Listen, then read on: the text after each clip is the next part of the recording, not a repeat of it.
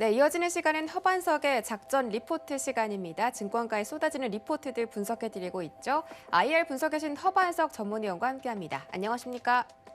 네, 안녕하세요. 네, 반갑습니다. 이번 주 드디어 금요일장이 돌아왔습니다. 이 음식료 업종에 대한 리포트 분석해드리고 있는데요. 오늘 그 리뷰 한번 해보도록 할게요. 화면으로 보시죠. 네, 오늘은 이번 주 리포트 리뷰입니다. 음식료 업종 하반기 음식료 전망과 기대라는 주제로 앞으로 하반기에 더 강렬해질 음식료 업종에 대한 종목 주가, 현상들이나 또 전망 같은 걸 또 자세하게 리뷰를 해드리도록 하겠습니다. 지금 부탁드릴게요. 네, 이번 주는 음식료 업종 리포트를 살펴보고 있습니다. 월요일부터 목요일까지 업종과 종목들에 대해서 말씀을 드렸는데, 제가 3월 첫째 주에도 음식료에 대한 부분들을 했습니다. 그렇기 때문에 음식료 하반기에 대한 전망과 기대, 어떤지 좀 살펴보아야 될 것 같고요. 그래도 먹는 것에 있어서는 장난은 치면 안 된다라는 사회적 합의가 강하게 있고요. 주유소 포트폴리오에도 음식료나 유통과 관련한 기업들, CJ 제일즈당, 우양, 이마트가 주유소 포트폴리오에 편입이 되어 있는 상태이고요. 하반기 식탁 물가, 그리고 내식이냐 외식이냐, 코로나19 백신 접종률이 높아짐에 따라서 외식 수요가 증가할 수 있다라는 부분으로 좀 포인트를 맞춰도 좋을 것 같습니다. 컨택트와 가격 인상이라는 키움증권 리포트의 헤드라인입니다.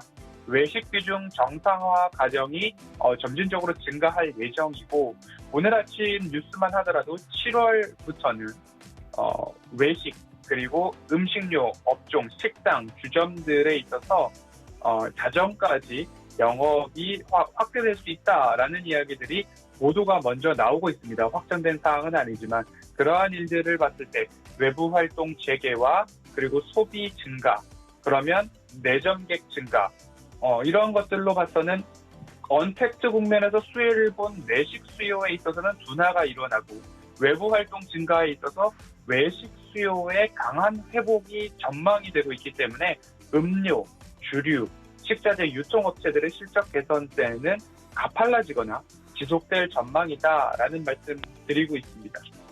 외식 비중의 정성화 지표를 좀 살펴보면 결국엔 코로나19로 인해서 수혜가 컸던 슈퍼마켓이나 음식료품 수요 성장률 측면에서는 역신장이 조금 전망이 되고요.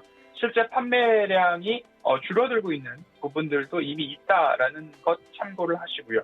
1분기 실적은 비교적 견조한 편이었으냐, 라면 업체들 그리고 내식 중심의 업체들은 매출이 감소할 수 있다라는 부분도 조금 참고를 하셔야 될 것 같습니다. 라면은 이미 시장 침투율이 높습니다. 가정조리 수요와 연계된 햄이나 소세지 제품군들도 조금은 역신장할 수 있다라는 부분이지만, 구조적으로 가정 간편식 같은 쪽으로는 오히려 양호한 매출 흐름이 증가할 수 있다. 편리함을 누렸던 사람들의 식습관 그리고 생활 패턴들은 변하지는 않을 것이다 라는 부분에 있어서 이커머스 이야기는 조금 다르겠지만 그래도 코로나19 이후에도 증가할 수 있다라는 부분 참고해 볼 수도 있을 것 같습니다.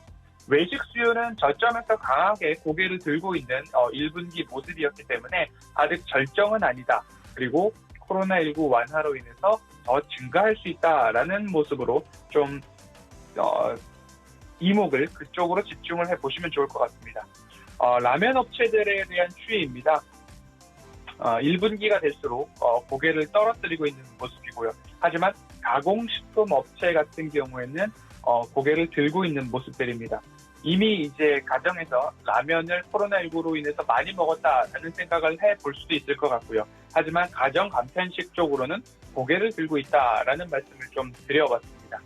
그래서 결국엔 곡물가 인상은 이 원가를 판매 가격에 전가시키기에 좋은 기업들을 좀 보시고, 다양한 캐시 플로우, 다양한 포트폴리오가 있는 기업들 위주로 보시면 좋겠다라는 말씀을 드렸고, 그렇게 된다면 중장기적으로 이익 레벨 확장 측면에서 경쟁사 대비 그래도 나은 이익을 낼 수 있는 기업들을 보시자라는 말씀을 드렸습니다.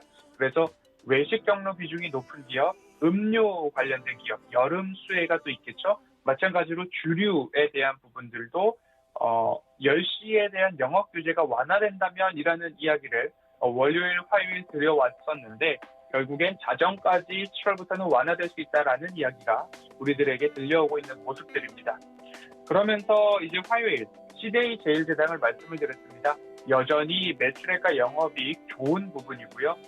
식품 분야의 영업이익은 전년 대비 600억 원 증가하고 있고요.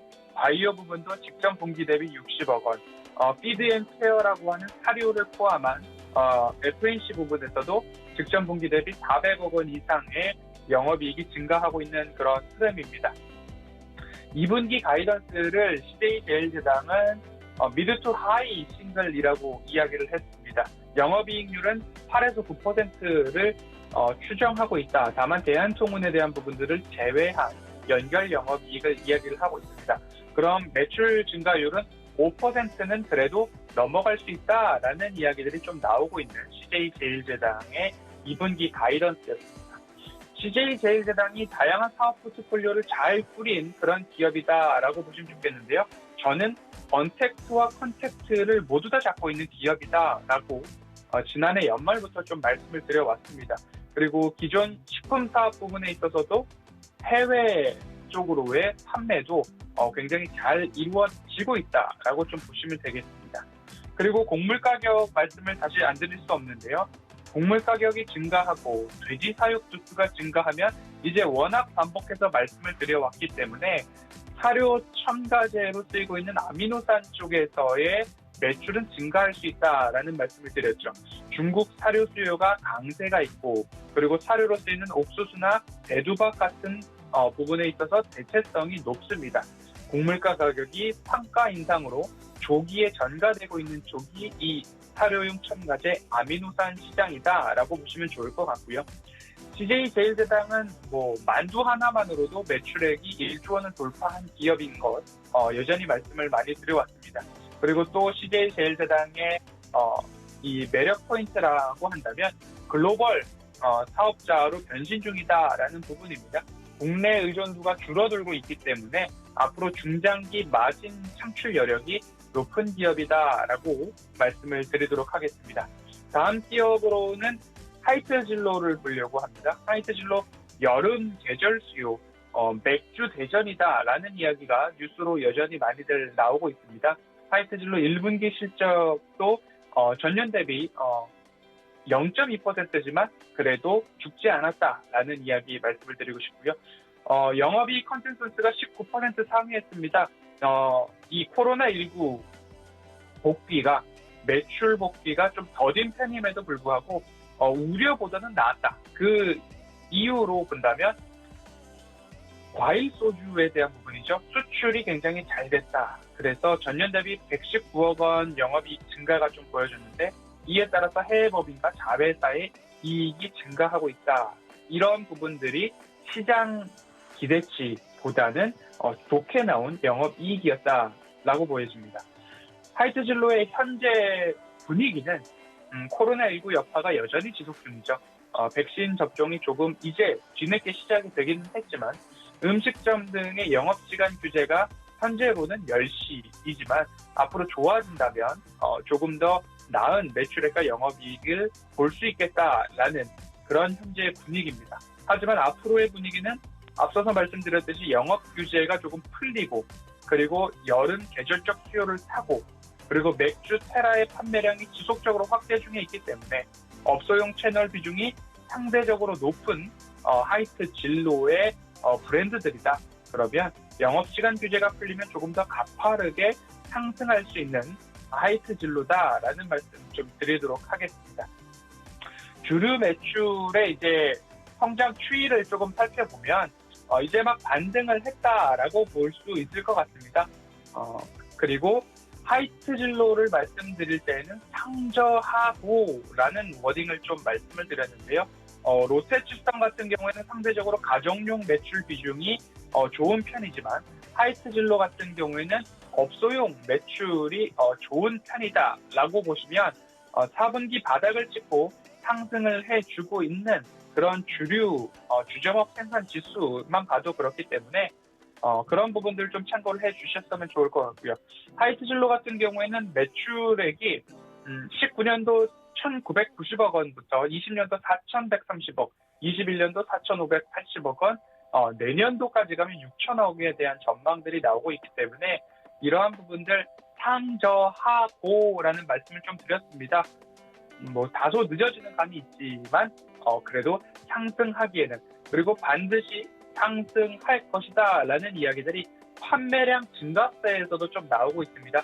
21년도 매출액 증가액은 4% 내외, 22년도 5%, 23년도 7%, 영업이익도 8%, 13%, 10% 이렇게 상승해주고 있는 부분이고, 주목해볼 부분은 올해 당기순이익 증가율이 전년 대비 34%에 달할 수 있다라는 부분, 기저효과가 코로나19 완화로 인해서 반영될 수 있다라는 점을 좀 참고를 해보시면 좋을 것 같습니다.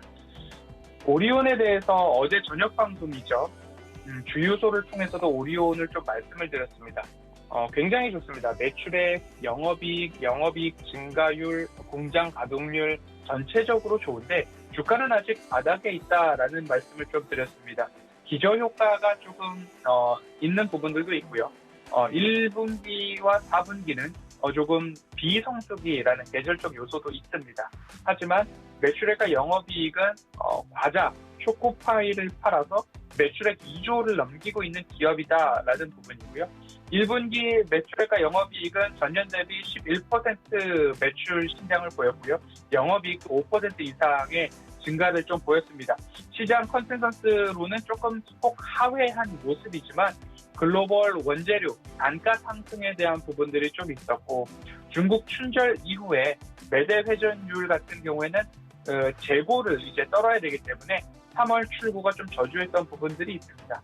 오리온의 사업 구성은 제과 산업 단 하나죠. 이걸로 매출액 2조, 영업이익 3,700억, 당기순이익 3,000억을 넘어가고 있고, 영업이익률이 17%에 육박한 기업입니다.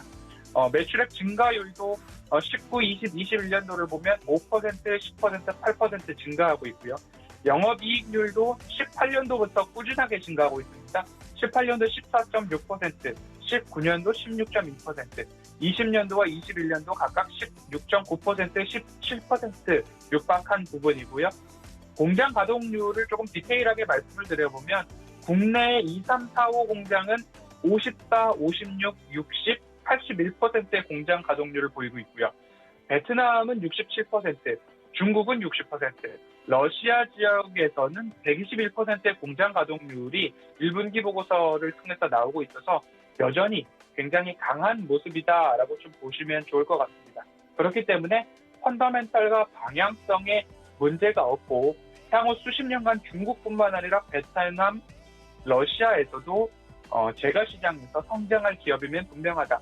하지만 단기적으로 실적 모멘텀이 과도하게 좀 저평가 국면에 있다라고 주가를 좀 보고 있습니다. 그래서 하반기부터는 굉장히 좋아지는 그런 오리온이다라는 말씀을 드렸는데요. 18년도에도 2분기 저점으로 반등, 19년도에도 2분기 저점으로 반등, 그러면 올해도 2분기 저점으로 반등할 수 있는 그러한 패턴들이 좀 나오지 않을까라는 기대감이 있습니다. 매출액과 영업이익 모두 좋아지고 있고요. 또 한 가지 마지막으로 말씀드릴 부분은 부채 비율이 17년도에는 68%였으나 21년도에는 36%까지 줄었고요. 유보금이 17년도 1조 2,800억이었는데 올해 1분기 기준으로 1조 9천억까지 늘어난 기업입니다. 이자 보상 배율이 54배라는 이야기는 차입금을 54배 늘려도 이자를 감당할 수 있는 탄탄한 기업이다라고 보시면 좋겠고요. 매출액은 늘었으나 판매비는 좀 줄고 있는 튼실한 기업이 오리온이다. 하지만 주가는 재미없을 수도 있지만 우상향하기에는 모든 조건들을 좀 갖추지 않았나 싶습니다. 뭐 무중이나 자사주 매입 같은 그런 것들도 충분히 가능한 기업인데 기대를 해보지만 주주가치 제고를 위해서 회사에서도 뭔가 대응을 하면 좋지 않을까라는 생각까지 하게 되는 기업입니다.